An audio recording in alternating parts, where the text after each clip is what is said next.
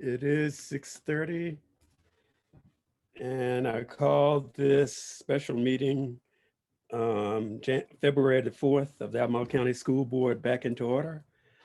Ms. Carlson, do you have a motion? I do. I move that the board certify by recorded vote that to the best of each board member's knowledge, only public business matters lawfully exempted from the open meeting requirements of the Virginia Freedom of Information Act and identified in the motion authorizing the closed meeting were heard, discussed, or considered in the closed meeting. Second. It's been moved by Ms. Carlson, second by, was that Mr. Oberg? It was me, Graham. Okay, Mr. Alcaro, that we vote saying that nothing occurred in the closed session that was not covered in the initial motion. Maybe we'll take a roll call vote on this. So Ms. Johnston. Ms. Lee, Yes. Ms. Osborne, Yes. Mr. Alcaro, Yes. Mr. Oberg, Yes. Ms. Carlson, Yes. Dr. Acuff, Yes. Mr. Page. Yes. So the motion carries. We will now have a moment of silence before we begin our meeting.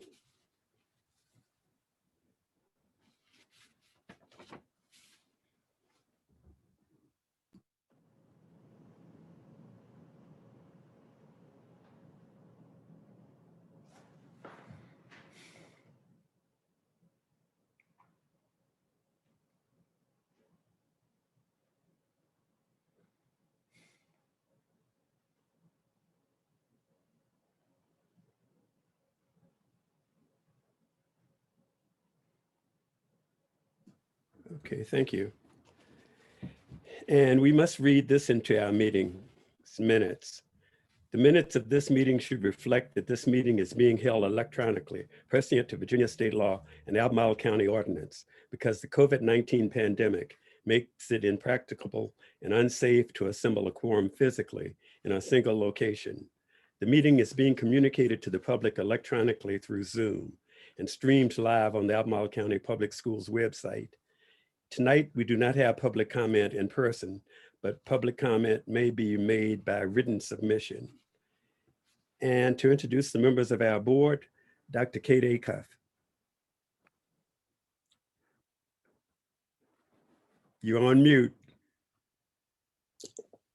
Sorry, Chair Page. Kate Acuff, Jack Jewett District. Okay, Mr. Jono Alcaro. John Alcaro at large. Ms. Katrina Carlson. Trina Carlson, Rio District. Ms. Judy Lee. Judy Lee, Rivanna District. Mr. Dave Oberg. Dave Oberg, Whitehall Magisterial District. Ms. Ellen Osborne. Ellen Osborne, Scottsville District. Graham Page, Samuel Miller District, and Mr. Angel Pelkey. Is Mr. Pelkey present today? Angel Pilkey, student rep. Thank you, Mr. Pelkey. We will now proceed with our meeting as shown on our printed agenda.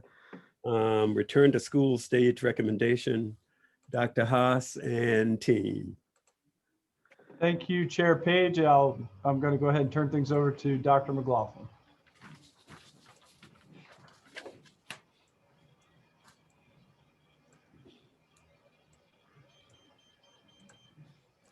All right. So good evening, board members. I'm Pat McLaughlin, Chief of Strategic Planning for the School Division. And I want to start by saying I appreciate the board taking time for a special meeting tonight to hear Dr. Haas's recommendation about stage 4 of our return to school plan. Tonight, we'll look at 4 pieces of information. One is going to be an overview of stage 4, a reminder of what that will look like if and when we move to that stage. We're going to bring the board some updated guidance that we've received recently from the Department of Education that they suggest we use when making those decisions. Dr. Haas will make his recommendation about stage 4, and then we'll open the floor for questions from the board. So as a reminder, stage 4 of our return to school plan allows all of our students in grades pre-K to 3 to choose to come back to school 4 days a week for face-to-face instruction. Students in grades 4 through 12 can choose to come back for 2 days per week of face-to-face instruction. And we polled our community back in December about what their intent would be when we did start stage 4. And stage 4 would have approximately 56% of our students returning to school for face-to-face instruction, which is just over 7,600 students coming to school in that stage. So as you also recall, in July, Albemarle County Schools developed a set of 6 factors to use as we determine progression from one stage to the next. Those factors are guidance offered by the CDC and state and local health authorities, applicable executive orders and local ordinances that may impact the ability to provide successful classroom learning, our current COVID-19 conditions in the Albemarle County region and within Albemarle County Public Schools, the status of COVID-19 testing and tracking capabilities in the county, the ability of the schools, including staffing and resources, to implement the instructional and health plans, and feedback and input from stakeholders in our school communities. Recently, the Virginia Department of Education, in collaboration with the Department of Health, issued interim guidance for K-12 school reopenings. The guidance includes 6 principles for decision-making.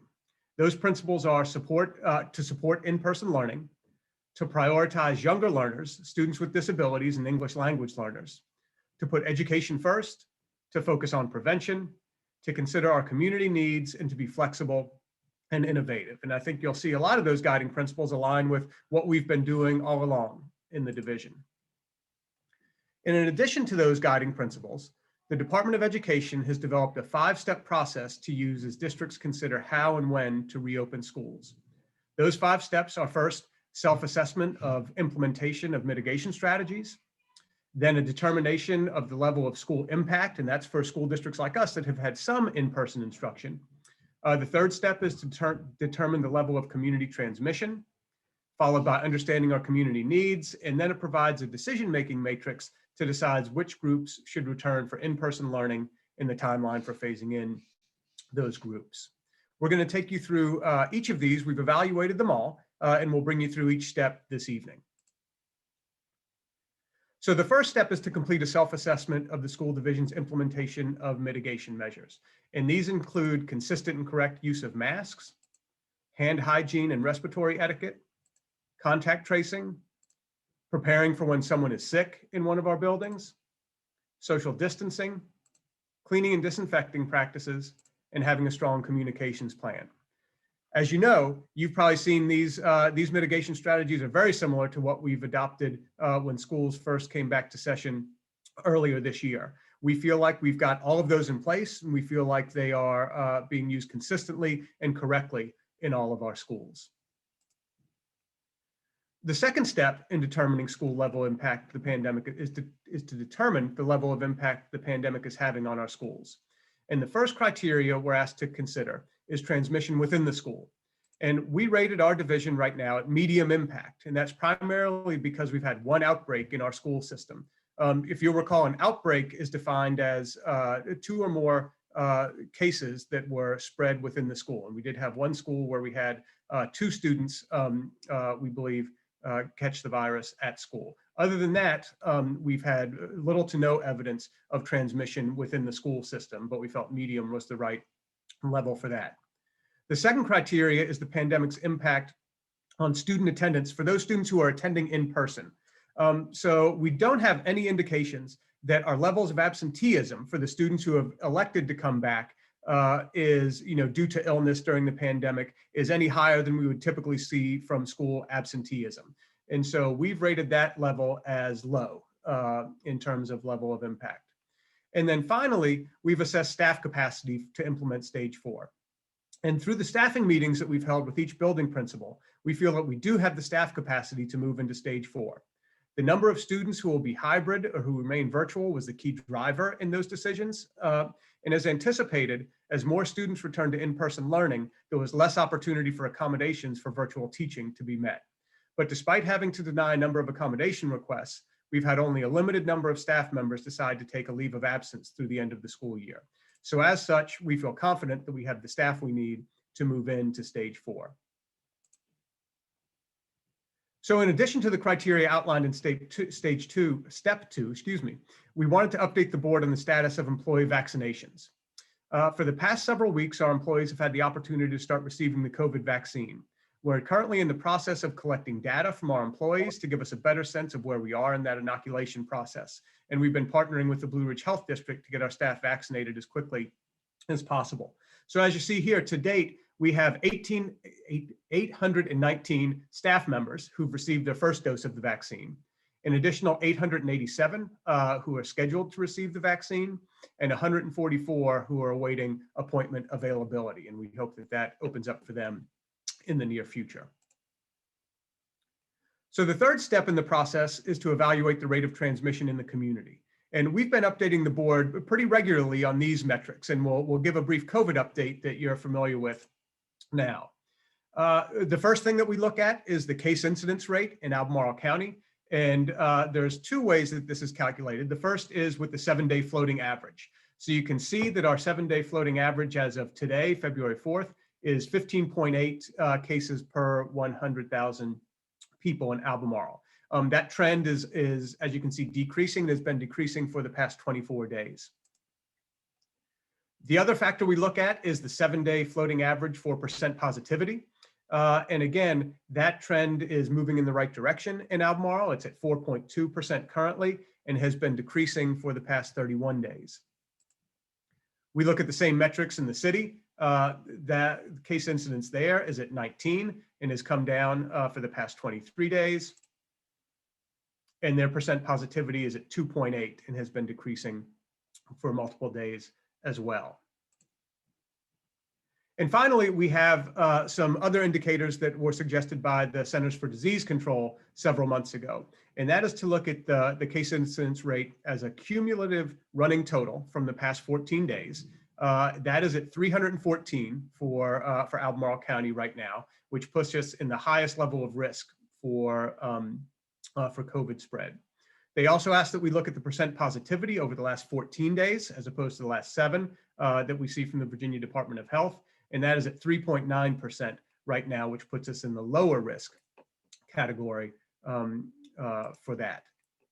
And as you can see, this places us again in the highest risk category for a case incidence, the lower risk for percent positivity. And they also factor in our ability to implement our key mitigation strategies. We believe that the strategies we have are correctly and consistently implemented, and that puts us in the lowest risk of transmission for that category. It's also important to note that even when other categories are elevated, the advice that we've given is this is one of the most important, that if you've got these strategies implemented correctly, that significantly helps to mitigate your spread. And while these numbers show positive trends for the community, it's also really helpful to hear them in context from our local health professionals. And tonight, we're really happy to have 2 of those professionals here with us. Dr. Jeff Regalis is a pediatric cardiologist at the University of Virginia and has been a member of the local COVID task force that meets weekly and is comprised of public and private school leaders, local physicians, and members of our health department. And Ryan McKay is becoming a familiar face to us. He's the Director of Policy and Planning at the Blue Ridge Health Department. And they've both been kind enough to join us tonight to discuss what they're seeing in the community, as well as the latest research about the virus. So first, I'd like to turn things over to Dr. Regalis. Thank you, Dr. McLaughlin. I think actually Ryan is going to go first. Mr. McKay. Oh, great. Mr. McKay, all yours. All right. Thank you. Appreciate that. So I think what I can contribute really is just a continuation of what Dr. McLaughlin has already demonstrated with the numbers since January 14th, and I can take it back a little bit further. In Albemarle County on January 12th, we had seen a 7-day total of 386 cases in the county, which was the highest to that point in the pandemic. As of today, over the last 7 days, we're down to 120 total cases across Albemarle County in the last 7 days. So we've seen a significant drop in case counts, just raw data across the health district, but particularly in Albemarle County. We've also seen that drop in Charlottesville as well. And while I can't share specific data on age groups for Albemarle County, we've seen a drop in total case counts across the district for school-age children, particularly for children between the ages of 5 and 10, where we were seeing about 20 cases per week across the district. We're now down to 10. And then from 11 to 19, we had seen a high of about 100 to 110, which is now down to about 20 per week. That second age group includes 19-year-olds, so that may be impacted a little bit by college age students. But I think the point is that even among children in K through 12 age children, we're seeing a significant decrease in the number of cases on a weekly basis. Percent positivity is also decreased. Obviously, there's a little bit of influence when UVA begins to ramp up their testing. But I think the important thing to note from that is that we have a learned experience from the impact of UVA students on our community, which is it's reflected in the numbers, but not necessarily in more transmission among our localities in Charlottesville and Albemarle. And I think one other important note, so over the course of the surge, our case investigators and contact tracers have had to use an abbreviated investigation protocol to move through investigations more quickly.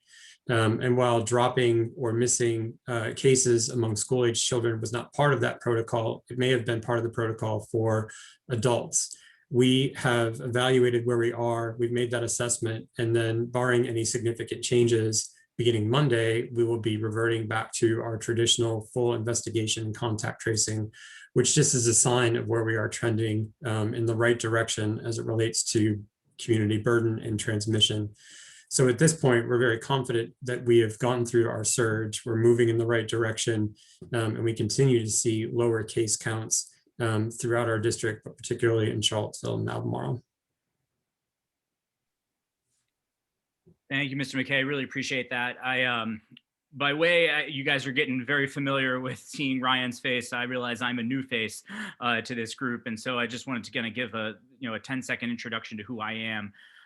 So my name is Jeff Regalis. By training, I'm a pediatric cardiologist at the University of Virginia. I've lived in Albemarle County now for about 12 years.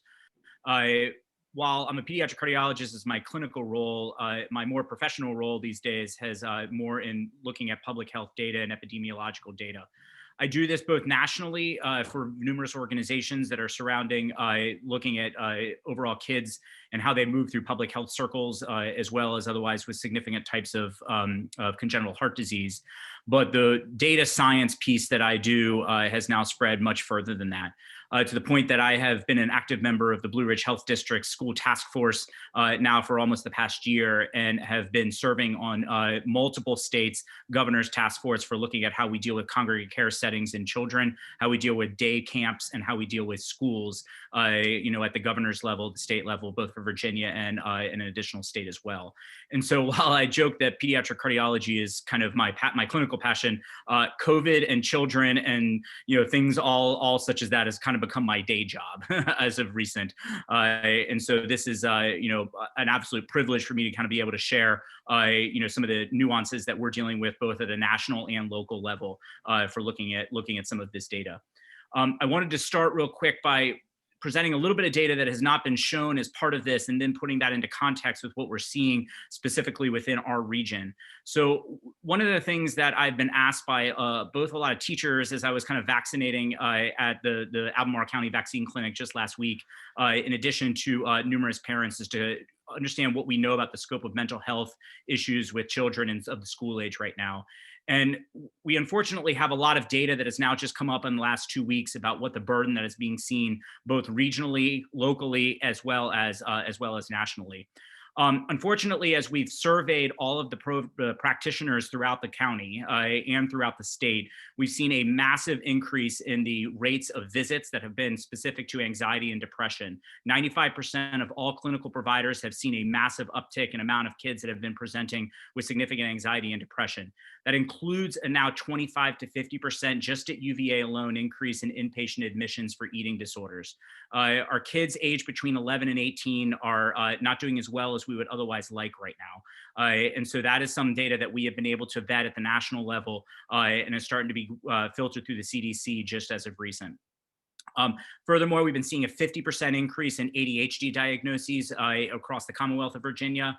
And then probably, unfortunately, some of the more harrowing statistics that I have to help kind of put in context is that we've seen actually a 50 to 75% drop in referrals for child abuse. That is from child abuse from mandatory reporting within the school system. So as you guys know, all teachers are mandatory reporters in this. And so we have unfortunately been seeing across the board in the last 3 months, about a 50 to 75% drop in referrals for child abuse. We think the abuse is still happening. We just know that it is overall going unnoticed. And that is something that as pediatricians and public health experts, we're struggling to wrap our head around about how we can otherwise improve about this. Also, more consideringly, is that about 65% of practices has seen a significant increase in suicidal ideation visits in kids that are looking to harm themselves. And unfortunately, we've had a 50% increase in suicide attempts across this state and across states, like Virginia as well, in the 11 to 18-year-old range. I don't mean to present this data as, kind of being is the only reason for why we should look at the data about school opening, but to understand that we are now starting to look at some of the perceptions that we were fearing back in the fall and actually looking at some of the hard data that's coming out, and us as pediatricians and the American Academy of Pediatrics figuring out how we're going to wrap our head around this and move forward with understanding that we're having approaching a significant issue with school age kids these days. I've also, though, however, been very privileged as part of the Blue Ridge Health to really look at our local community and look at the numbers that we've been able to see in our local community that Mr. McKay has been able to present. I'll remind you guys that a lot of the independent and private schools have remained open during this time. And so we have had an ability to look at their data and look at the information that they have been able to provide about outbreaks within schools. And I'm thankful to say that we just have not seen any. While I will, without a doubt, after knowing all the logistics of all of the independent and private schools, I can tell you that Albemarle County has way more going for it right now as far as the planning and mitigation strategies that they put in place, that kind of lower left box that Dr. McLaughlin had kind of showed you compared to some of those. And so we've been very pleased that our folks, our partners in the independent schools and the private schools, have the ability they've been able to do to mitigate COVID, and more importantly, been able to find that we have not demonstrated secondary spread.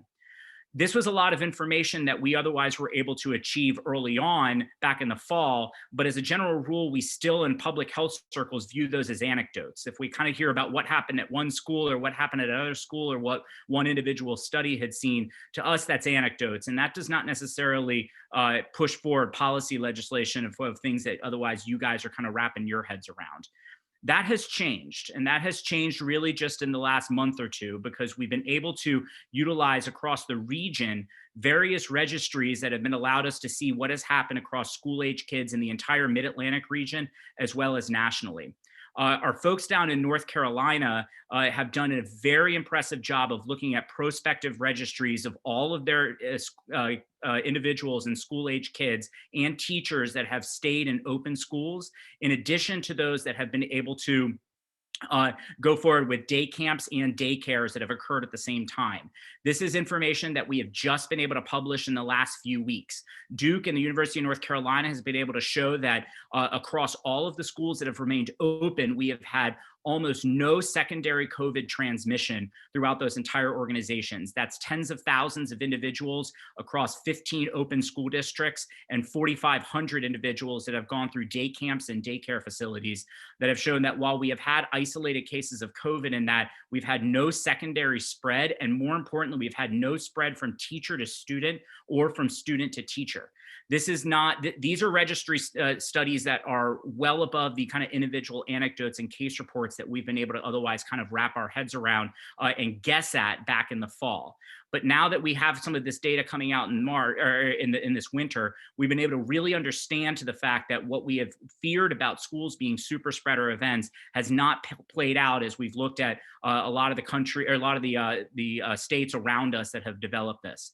This has spread nationally. Midwest, where a preponderance of schools have remained open, as we look at some of the prospective databases that we look at through the health system, we have found that states such as Wisconsin, Nebraska, Iowa, other Other states that have had a huge amount of people that have otherwise remained open have not had the outbreaks within schools and have not demonstrated secondary spread. A lot of you may have seen this reported out by the CDC just in the last few weeks. And this is information that's making its way very quickly through our circles. And that furthermore, it's kind of mirroring what we're seeing internationally with countries such as Ireland and Sweden, Germany and Japan have all published their data regionally in our literature, demonstrating very, very similar findings. And so I think if I could kind of summarize what we've demonstrated is that as a general rule, we were otherwise very much struggling to figure out how we interweave individual anecdotes. But when we start to pull that, us in public health circles have found some very, very common themes. The first is that we have not seen the evidence of secondary spread in schools. There's been very minimal of that in all schools that have related open that are similar to our region that we've seen in states surrounding us, but it's also been true nationally and internationally. Again, these were guesses early on, but have proven to plan out. And if we look at thousands of patient and student encounters. The other thing that we are seeing is that it seems, as Dr. McLaughlin had kind of hinted, that community prevalence is overall does not seem to be the driver in schools that we initially thought it was going to be. And initially guidance from the CDC had community prevalence as that number one thing to dictate exactly how schools were going to do. The North Carolina studies and the Wisconsin studies were some of the bigger ones that were able to demonstrate that it didn't matter the level of community prevalence, that the prevalence within the school system and the spread within the school system was overall much lower than what was seen in the community.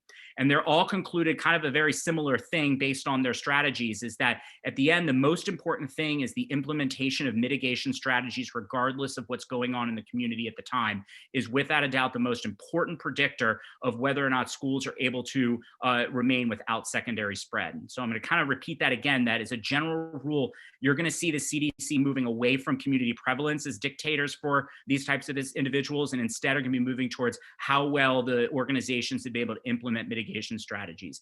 I've been very privileged to be able to work very closely with Eileen Gomez and her entire team over the last entire year. And I will tell you, after now working for numerous other organizations and helping out numerous organizations, you guys have a very special thing going on. And I am not just saying that lightly because of the individuals that are on this board, but it is a very impressive organization that Albemarle County has put together to help mitigate COVID. And that's something that you should be very, very proud of.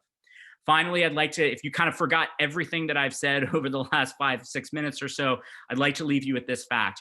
Back in the fall, there was a lot of, you guys had one of the biggest decisions and was something that I do not envy, of trying to figure out exactly about schools and how we would move forward with mitigating risk in schools. A lot of that and a lot of our opinions of pediatricians were based on basically guesses. They were educated guesses about how other coronaviruses and other respiratory viruses spread in school. And we had a real reason to be cautious and to tread carefully. In the last month, that has changed significantly. We've moved away from understanding what we think to be true, and instead have a preponderance of data that have suggested that we know across many, many other types of very similar institutions in different regions and in different countries, that preponderance of data is showing that schools are not the significant super spreader events that we've been nervous about, but much more importantly is that the mitigation strategies in place are the things that are driving the success. And so that's why I'm very happy to be able to hear that and to understand that in the last month, we've been able to look at this data at a national level as professionals and understand about how we continue to move forward. Please also understand that as without our vaccine data, which we hope, while it prevents severe illness, that we hope it also prevents spread. And so a lot of this data has been coming out without any of our students and staff obviously being vaccinated, and we're hoping that obviously improves. So I'll thank you, and I obviously will hang on if there's people that have questions from the board. I would obviously be happy to do this. I'm a proud member of Albemarle County and just very happy to be able to support you guys in any way that I possibly can. So thank you very much, Dr. Vigalis, Mr. McKay, and they've both been generous enough with their time to hang on to answer some questions, which we'll have time for at the end. We've just got a few more slides to go through with the DOE recommendations. So those were the first 3 steps of the recommendation process.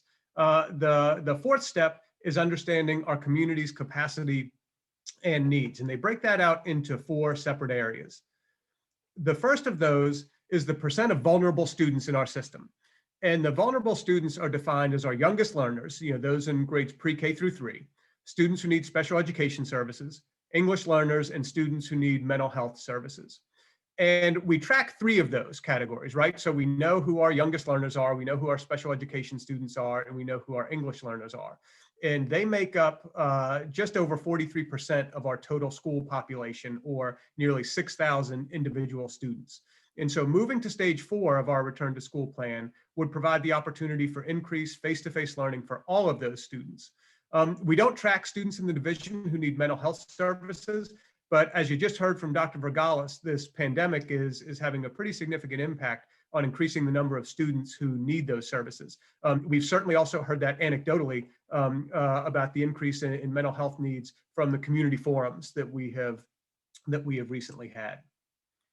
One thing that I know the board is always interested in is when we think of those vulnerable students, well, who are they? Well, you know, those nearly 6,000 students are made up almost half of our minority populations. And so you know, our students who have tended to be underserved at some points in the division are those needy, those vulnerable learners in that category.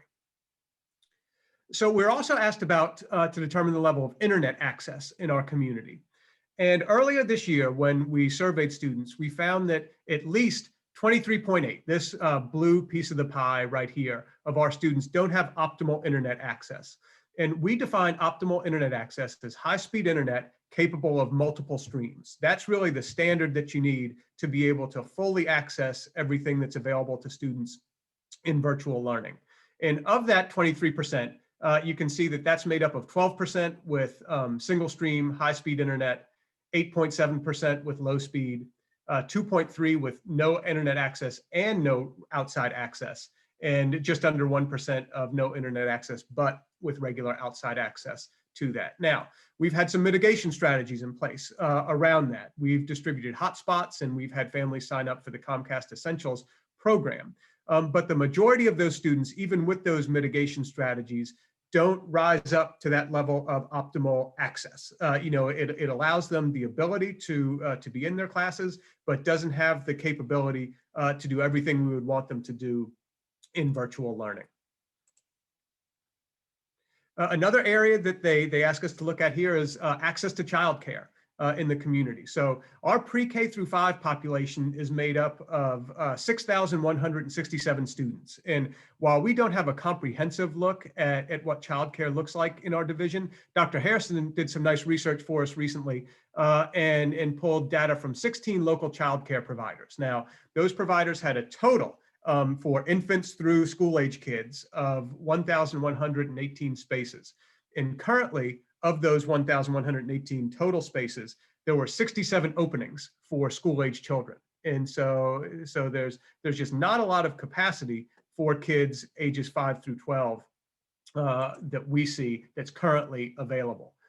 This also led us to consider our elementary school students and where are they during the school day. So again, we don't have a comprehensive look at that, but we took a snapshot of one of our urban ring elementary schools, and we found that 77% of our students were at home with a parent or another adult during the day. And so to us, that indicates that the burden of supervision of children is primarily falling on our parents and on our parents staying home with their kids. And finally, the last step asked us to consider the percent of teachers and staff that shared concerns that they're in high risk categories. And Dr. Kaiser's really been working hard on developing this. And for the purposes of this criteria, we consider the virtual accommodation request by teachers and support staff who indicated one of two things: either a need for an accommodation through the Americans with Disabilities Act, or who identified as being in a CDC high risk category. And based on that information provided to us by staff, we were able to accommodate greater than 97% of the teachers and 90% of the support staff who requested an accommodation through the Americans with Disabilities Act. Now, of the teachers, of the staff who indicated CDC risk factors, 67% of teachers and 82% of support staff were able to be accommodated.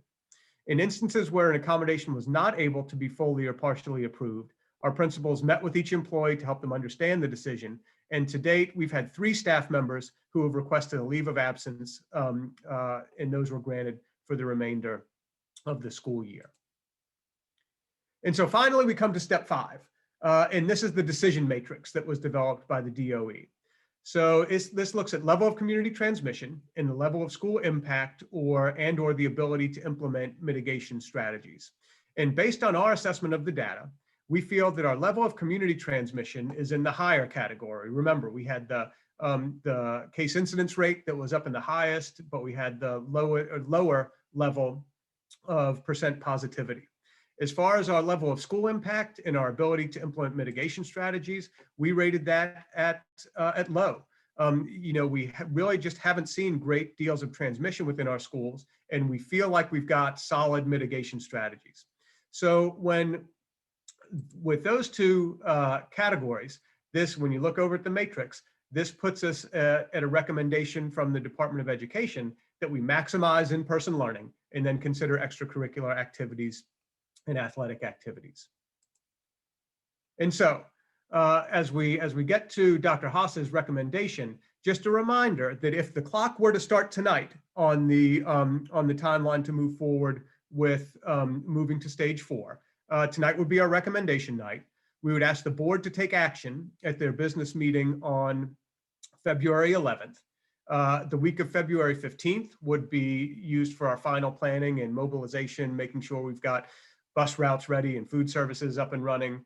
And then the week of February 22nd, we'd have our soft start. So Monday and Tuesday would be asynchronous days for all of our learners. And that would be to allow our teachers to get into their classrooms and prepare them for students coming back for in-person learning.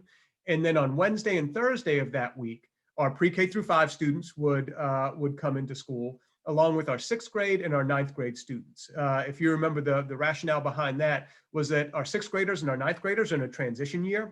They haven't been in their middle schools or their high schools really ever. And so we thought it would be nice to give them each a day without the upperclassmen there to do some orientation.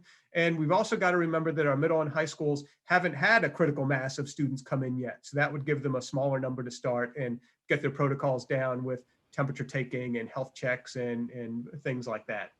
And then finally, on March the 1st, we would start stage 4 in its entirety. And so at this point, I'm going to turn things over to Dr. Haas for his recommendation. All right, so thank you, Dr. McLaughlin. I think before I say anything else, I just want to say, I know I speak for all of our students and families when I offer our deepest gratitude to all of our school divisions, educators, and support staff.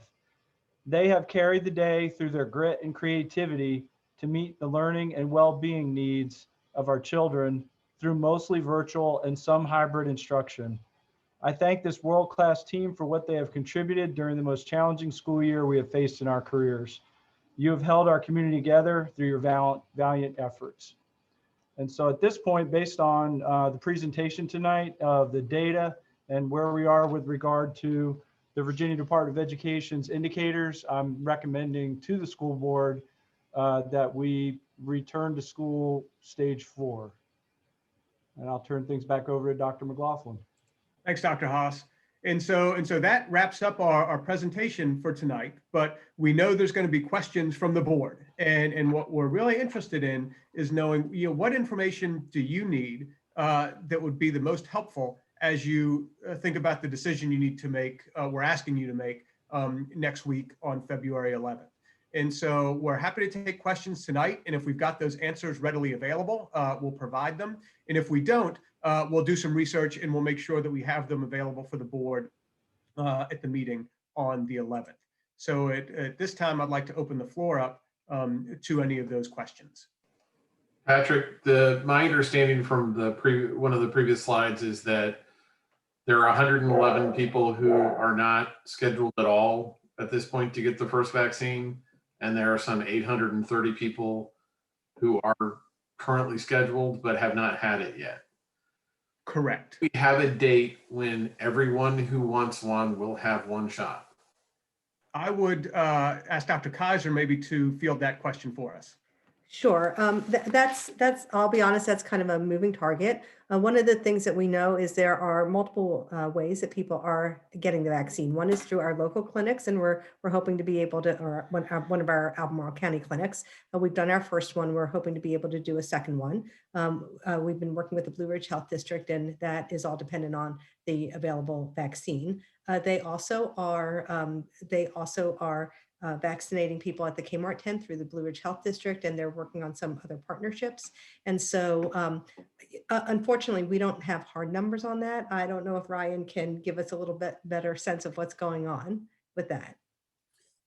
So just to provide a little context, we were notified, I believe 2 weeks ago, that our weekly allotment for vaccine is 2,850. That's for the entire health district. So if a primary care provider, a pharmacy, or even one of our hospitals wants to order a vaccine, it has to come from that 2,850 allotment, which has to cover our entire district. So right now there is scarce availability for the vaccine, and we need to spread that vaccine in a way that's at most equitable to our entire community. And so it makes it difficult to sort of carve out large chunks of numbers for individuals who receive the vaccine. Based on our current schedule, those that have an appointment to get vaccinated are all in February at this point. We are trying to expand to the extent possible. And when we do, we'll make options available for K through 12 educators, including those in Albemarle County, to access either by providing enough vaccine where they can operate that site again at Charlottesville High School in tandem with Charlottesville City Schools and the Regional Emergency Operations Center at our Kmart location, or in hopefully the near future at the Big Lots location that is operated by UVA Health. So there are infrastructures in place to be able to provide that access. It's just a matter of getting more vaccine to be able to open up appointments. So do we have an understanding of how the 111 break down as opposed to whether they're hybrid or they're virtual? So we have a couple of things going on to allow us to kind of identify that and then prioritize who we are sending invitations to when we are able to have the clinic and other opportunities to get additional appointments. One of the things that is difficult with all of this is all of the information needs to be reported by the employee to let us know what's going on. So right now, our principals and our department supervisors are working to collect that data, and that's what you saw tonight. A partial collection of that. We've asked our employees, number one, if they plan to have the vaccine, and then we also asked them a couple of questions about whether or not they've had it. Have they had their first or second dose? Do they have an appointment already scheduled, and are they unable to schedule an appointment at this time? And then we ask our principals and our supervisors to identify what the work is that those people are doing now. Our first prioritization as we went through the clinic at Charlottesville High School a couple weekends back was we wanted to make sure that we were first inviting those that were in person with students during stage 3. And what we're doing now with the information we have, we'll continue that prioritization to get all of those people in stage 3 in person vaccinated first, or the opportunity to vaccinate first, and also roll in the stage 4 people as well. And that way we are making sure that we're focusing first on those people that are directly working with our students. It crosses all of our schools and departments. So we are looking for that from our bus drivers to our teachers, to our teaching assistants, our school-based administrators. And so, we're hopeful that we will make sure that those who are, I'm going to back up. We know that there is a great need and a great desire for vaccine from all of our staff members, or many of our staff members, but we are trying to work to make sure that those who will have the most interaction with students have that opportunity early on. So I'd kind of like to know for next week, if you could find out how that 111 breakdown, and if it would be possible, if to the extent that we decide we're going to go back, if we could accommodate the 111 until they get their first shot. That's something that is going to impact my decision. So I would like to know the answer to that. Dr. Vergalis, if I might,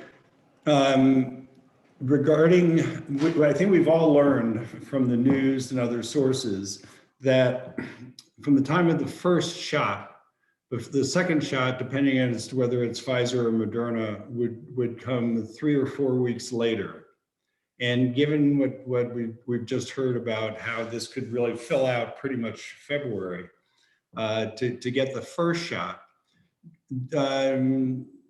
Can you give us some comfort or understanding, more importantly, as to how secure people who have only gotten one shot should be walking back into schools, still waiting to get the second shot, and then the 2-week after that before everything really fully kicks in? We've absolutely. We've learned a lot about the immune system in relation to the COVID vaccine significantly just in the last 4 to 6 weeks or so. You've seen some trials come out also with the Johnson & Johnson and Novavax vaccine, which the Johnson & Johnson is a single dose vaccine. There's a very specific reason that the Pfizer and the Moderna were put out as 2-dose vaccines, and that was because initial studies have suggested that they were probably about 75 to 80% effective after the first shot. Now, remind you that we set the bar initially through the FDA at 50%. If we get 50% effective, 50% efficacy of a vaccine within any season, we're otherwise pleased, especially for a virus like this that spreads exponentially, that can have significant effects on its ability to protect somebody. The reason, though, that you did not see it stop at 1 shot and it go as a 2-dose vaccine was purely because they found that the efficacy raised up to around 90 to 95% from preventing, and 100% for preventing severe disease once you got that second dose.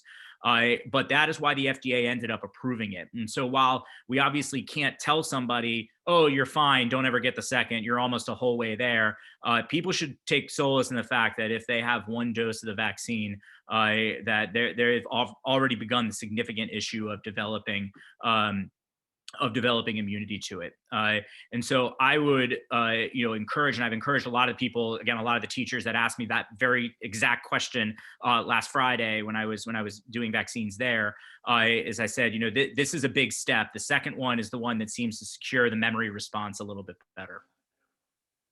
One just quick follow-up question is, with the first shot, is there still, is there a 2-week period before that really takes effect as it is with the second shot? We think that you've probably managed to generate an immune response so that you actually have circulating antibodies sometime around that 7 to 10 day mark after the first shot.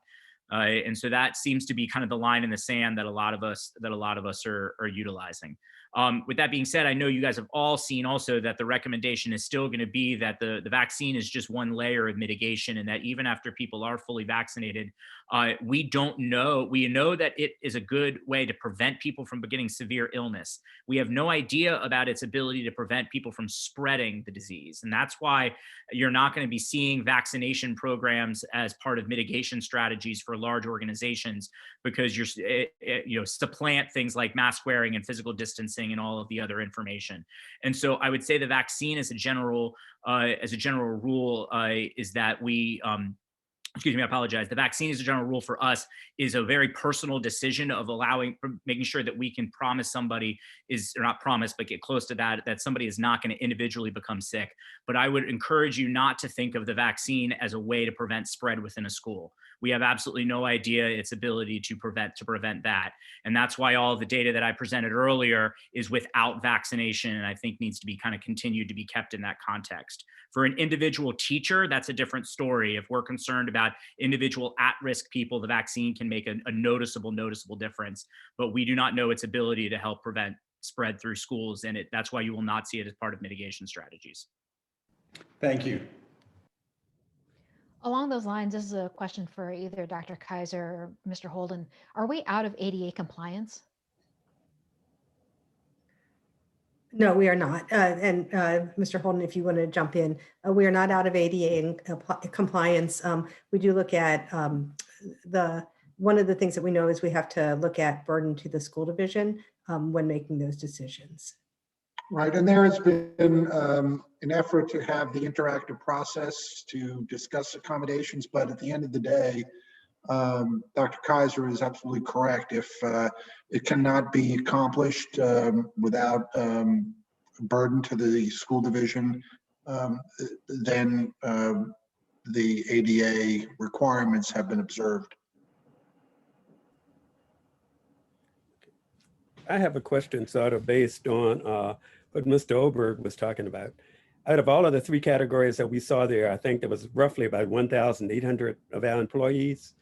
So how many of our teachers, our bus drivers, and other staff members would probably not, or at least appear not to be in line for shots as of now? How many people would be coming in probably that 1,800 does not reflect?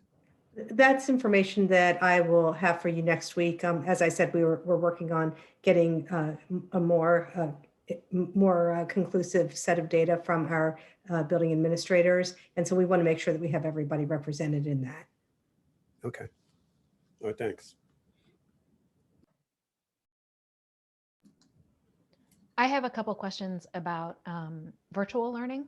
And first, I want to say I do appreciate all of the work and planning that's gone into this. I know that we're not dealing with unlimited resources, and we have to make a lot of really difficult decisions to educate 14,000 students. So I really appreciate all the work that staff has done, and definitely the people on the ground who are doing every day. So I really appreciate that. I just have a concern about the equity between the virtual learning and the hybrid learning. Also because we know nationally and locally that more of our Black and Brown families are choosing that. So I just want to make sure that we have some assurances. It will be important to me that we have some assurances that that is robust for my decision making. So firstly, I have a question about intervention services. And I think a way for me to be able to get my head around this is to know how many students will lose intervention services in stage 4 as it is now. And I know that you don't have those numbers ready, but that's something that I would like to know next week. Also, I would like to know how instructional hours for the hybrid learners will compare with the instructional hours of the virtual learners in K3 or pre-K3, I guess, for the 4-day-a-week students. I assume that the 4, 5, 4, 12, I guess, would be the same. But I just would like to know the difference, if there is any difference between the instructional time for those youngest learners. And then I also would like to know how meal services will be affected for the students who are at home. And then on a different note, I don't know if this is something that Ross considers or we consider or how this works, but I wonder if we should be looking at updated mask guidance, given that the new variant is likely coming or here. I know that we've all read a lot in the news about how the single cloth masks are just not as effective now against that. So that's just something I guess I'll throw out there. With respect to the type of mask, whether they're double masks or better than not, I'm going to have to leave that to the medical professionals. I've listened to Dr. Fauci. Dr. Fauci said having more layers is better. I listened to Dr. Osterholm. He said, that having more than one mask could create issues. So I really think that we have to follow the guidance and advice of the medical professionals and do what's best. I mean, we have a school board policy on face masks. If we determine or we are advised that we need to modify that for medical reasons, we are, more than willing and happy to do so and bring it to the school board with the appropriate modifications. Ms. Lee, I believe I can at least address the science of the mask part. The new variant has the same mask against the new variant would be exactly the same. We see variations in viruses all the time. We've been expecting variants of this virus to come. The mitigation strategies that we talk about being NPIs or non-pharmaceutical interventions, i.e. masks, do not matter the individual strain. So instead of talking about that we would need a different mask, you would necessarily say that you need to double down on using masks. And I always tell people that when we think about this in public health circles, that the best mask is the one that someone is actually going to wear. And so we want to make sure that, you know, just like what you hear in kind of competing circles, that the masks that they wear are the ones that the kids are going to wear throughout the day.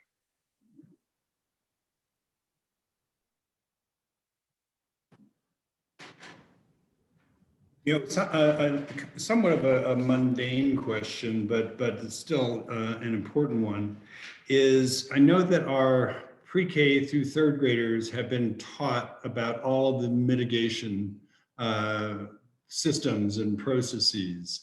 And we have fourth and fifth graders and middle schoolers and high schoolers all coming in pretty much at the same time, with the exception of the extra day for the 6th and 9th.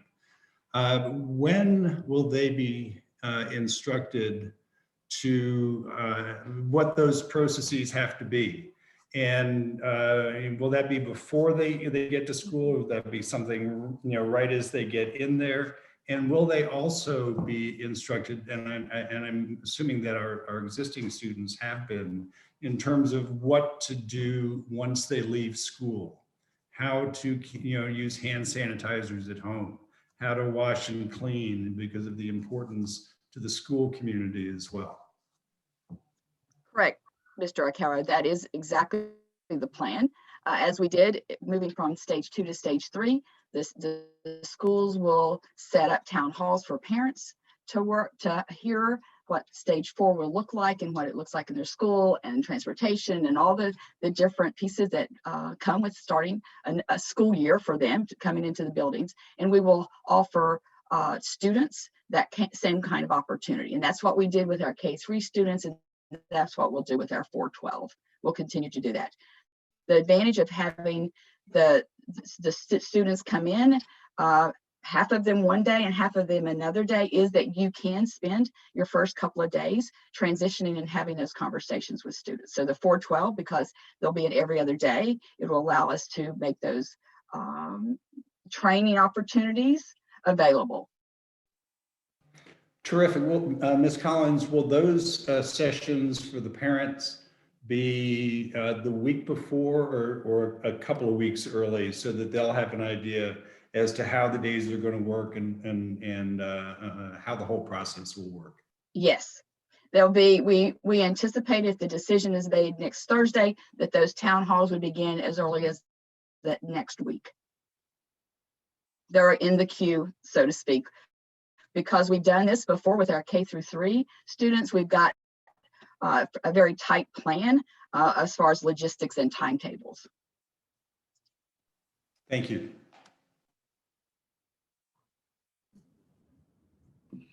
Can we have a little extra emphasis to the parents to be aware of their kids' symptoms and to keep them home if anything seems slightly amiss? I know that, you know, a lot of parents would be so glad that their kids are going back to school. They may be hesitant if their kid has a sniffle or something, but we'll still need to pay quite a bit of attention to that.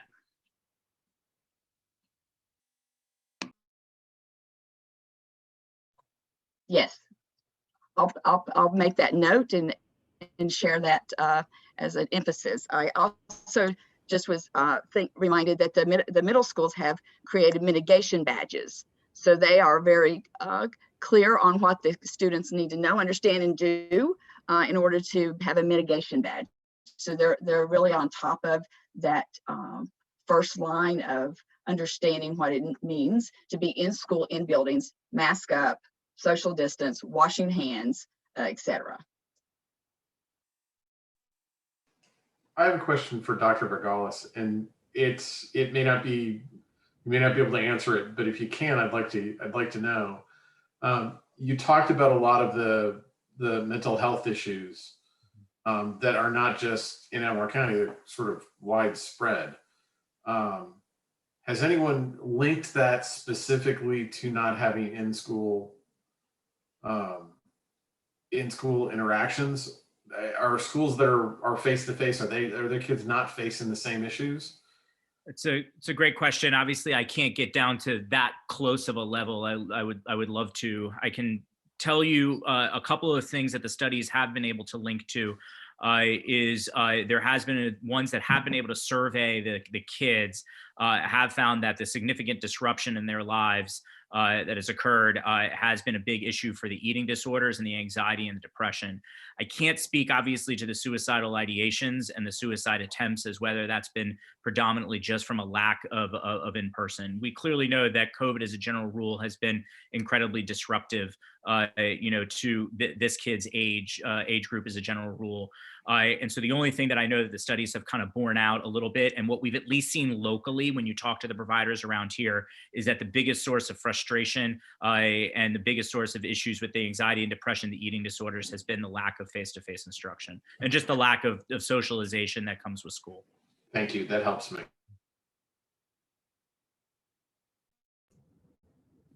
I'm not sure who to address this question to, but speaking to a bunch of students, they're wondering if and how they can change their plan from going to virtual or hybrid if they feel the need to. Because I know a lot of students have decided that, hey, I think I'm actually going to try out the hybrid version that I've talked to, and they're wondering if and how they can do that. They need to contact their principal.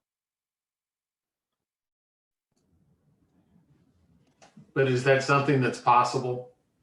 It is possible.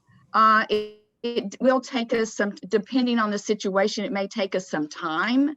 If transportation is needed, that's a set of circumstances that would have to be put into the mix. The other piece is for elementary schools, some of it is around space. So if the classroom has 10 children in it already, we have to think about how we would expand the classroom spaces to accommodate the students. Having said that, that's all the conversations that the principals have been having around making decisions and planning for students to come in. We anticipate that more students will become hybrid than are virtual at this point. So we've been planning around that to try to think about it so that we don't have to say to students that want to come in, you can't come in. It strikes me, Dr. Collins, that we ought to be prepared for that to be sort of, there's a possibility, to the extent that we reopen, there's going to be, that could be a growing issue. Mm-hmm. Saying as people get more comfortable, hey, look, it's been 3 weeks and they're not having any issues, maybe I want to go back to school. I think that may just be, I just hope we're prepared for that. And that change could go either way, right? What about if the person is in right. hybrid and decides to go to virtual? How long is the wait time for that? That tends to be able to happen faster because the logistics aren't involved of coming to school and getting a seat, if you will, in a classroom. Now, having said that, we do know that there may be some virtual classrooms that may be on the high side, especially in some of the elementary schools.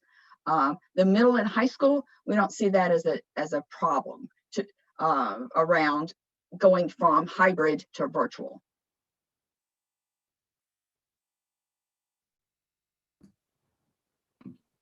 Early on, we told teachers that they would not be required to teach both virtually and in person. Is that still the case? Actually, I don't know that we told teachers that. We told them we would work to try to offset that. And the principals have been working to offset that. And as we anticipated, some courses are easier to have that happen than others. English courses, some math courses are easier to accommodate that, because if you think about a schedule of a 9th grader in an English class first block, I might have 3 English 9 teachers during that block so that I can move students around to accommodate hybrid or virtual. But if BC Calculus is only offered one time during the day, then the likelihood of that teacher, of us being able to offer a virtual divorced from a hybrid is less likely. Now, having said that, we are talking about looking across the division to perhaps accommodate that. The principals have been working very closely with the teachers to try to work through this and figure this piece out. The other thing I would say is Surprisingly to me, quite honestly, as teachers have talked about it, many of them have said, I would prefer to do hybrid and virtual together. This is something that the departments have been talking through, and the principals are very much aware of the workload. Okay, Ms. Collins, I think someone mentioned it, but all of the people who had their request denied, the principals have had a conference already with those people to explain why it was denied, right? Yes, but I think Dr. Kaiser might be in a better position to answer that from a human resources perspective.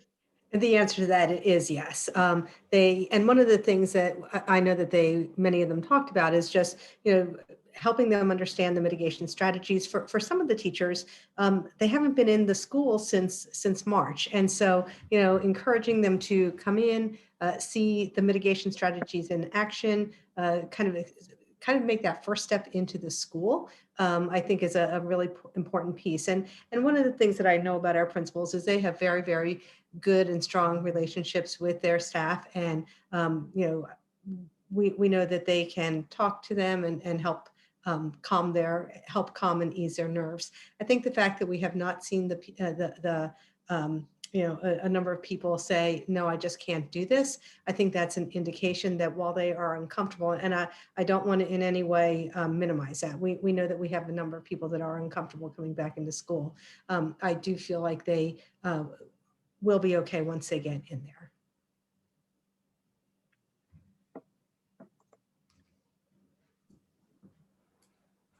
We actually just had a question come in. We did have a program earlier that offered childcare to county employees, right? To ACPS employees. What's the status of that now? I think I would see is Dr. Hairston online.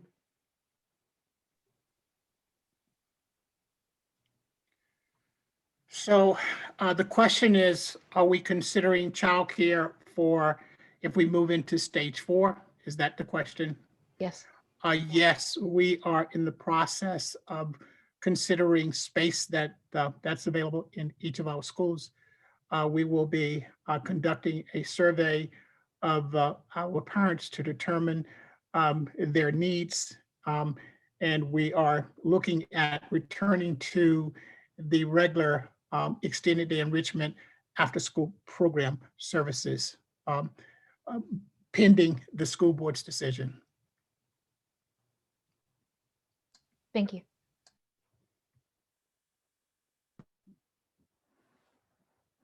Are there other questions from the board?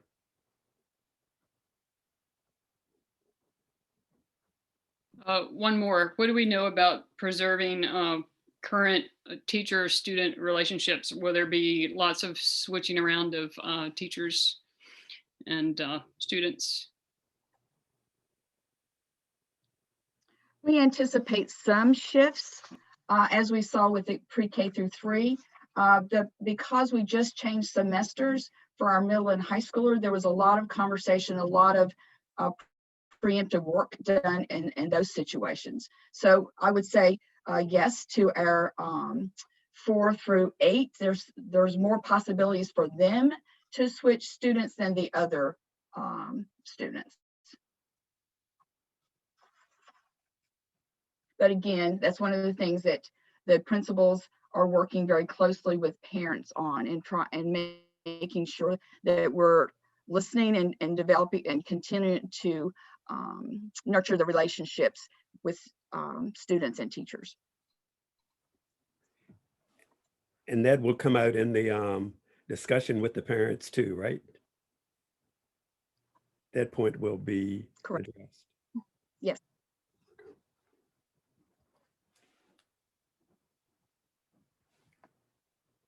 Are there other questions from the board?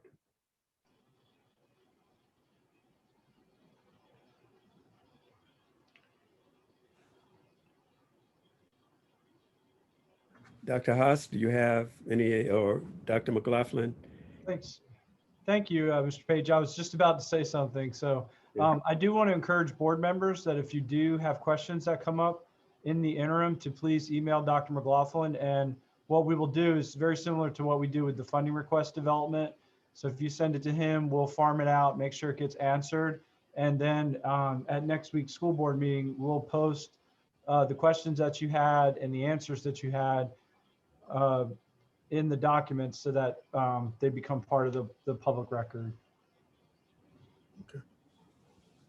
Dr. McLaughlin? All I have to say is thank you to everyone, again, to the board for being willing to have this special meeting tonight, to Dr. Vergalis and Mr. McKay for taking the time to come out. I think your presence here was very helpful tonight. And again, to reiterate what Dr. Haas said, if there's other questions that come up that you'd like that would help you as you make a decision on the 11th, please send them to me as soon as you have them, and we'll work our best to get answers for you prior to that meeting. Okay, thank you. And also, I'd like to extend my thanks also to Dr. Vergalis and Mr. McKay for being here with us to answer some of our questions tonight. So thank you very much for your participation. Thank you for having me. And if any questions that you guys have that you send to Dr. McLaughlin that I can be of helpful, please forward them on to me, and I'm happy to help in any way I can. Okay, thank you. Same, thank you. Do we have any other business by board members or the superintendent? No, sir. I just want to say that I really appreciate the collaboration that I'm seeing between principals, especially some of the Mountain View kids who might go to Walton. It looks like Mr. Walton and Ms. Wells are working really well together to make that a seamless transition. And I was just very impressed with the way they appear to be working together on that. Okay. Kudos. Thank you. That's very kind of you to say. And yes, they really, all the principals have collaborated with each other very well. It's a great team. Any other business, school board or superintendent? Okay, if not, as Dr. Haas has said, if we do come up with any additional questions, make sure we forward them to Dr. McLaughlin. So if there's no further business, our special meeting is adjourned. Thank you.